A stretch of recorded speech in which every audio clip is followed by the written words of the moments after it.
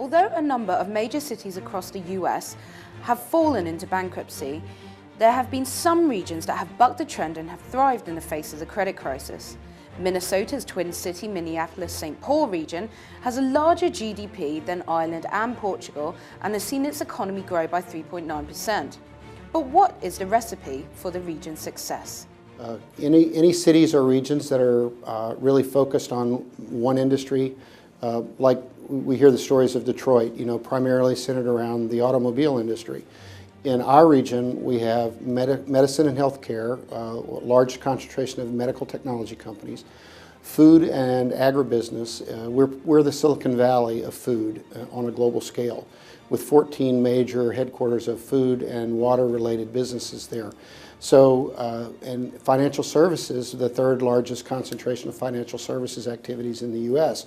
So this diversity of the economy is what has helped us be strong when the economy is strong, but also to be strong when the economy is not strong. For starters, we have a very strong economy and more Fortune 500 headquarters per capita than any city in the United States.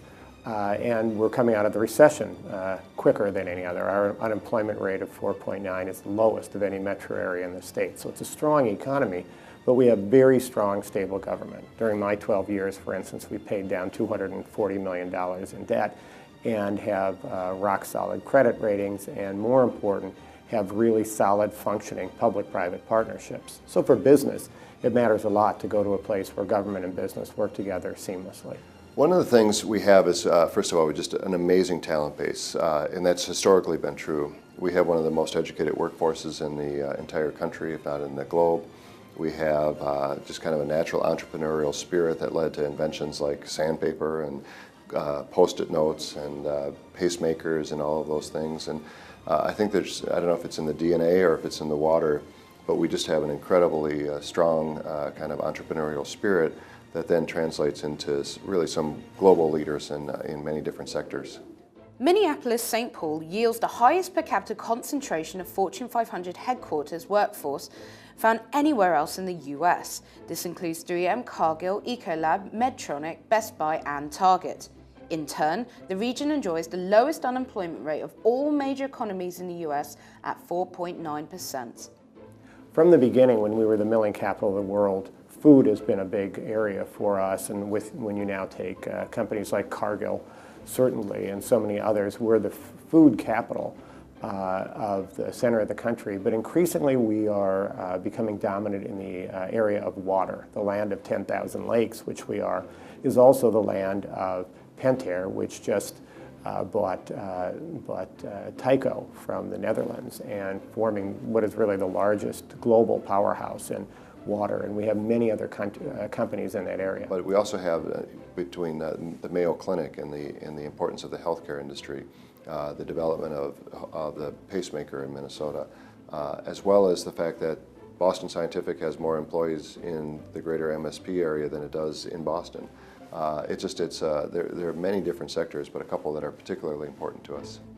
Indeed, the workforce in the region is outstanding. 93% of adults have a diploma, which is the #1 in the US, and 47% have a bachelor's or associate's degree versus a 39% US average. And the reason why we have so many great headquarters companies in our region, Fortune 500 concentration, and also privately held companies like Cargill is headquartered there, and Carlson Companies, which owns all the wonderful Radisson hotels in the UK. They have a great educational population there to fuel the growth of those companies. So I'd say education and the workforce is the primary reason we have such a strong economy. There have always been financial services we've provided to the heartland, but it also happens to just be a place where the workforce is very talented and globally savvy. And there's enough of a concentration of wealth that we can play a very significant financial role for the U.S. The region is the largest financial center in the northern Midwest and has one of the highest concentrations of talent and banks in a major metropolitan area in America. It employs more than 1,500 and 7,000 workers in this industry sector, with 410 commercial banks. Combining all these factors, Minneapolis-Saint Paul has intriguingly strong ties with the UK. Britain is the largest investor in Minnesota, second only to Canada. Well, I think we were early to the game in terms of understanding the benefits of global awareness and global activity. We've always had very strong relationships between the UK and the Twin Cities. Obviously, we have a lot of immigrants that have come from that, and then just because of our proximity to Canada, obviously they're our strongest trading partner. But we also have very strong relationships with other parts of the globe as well.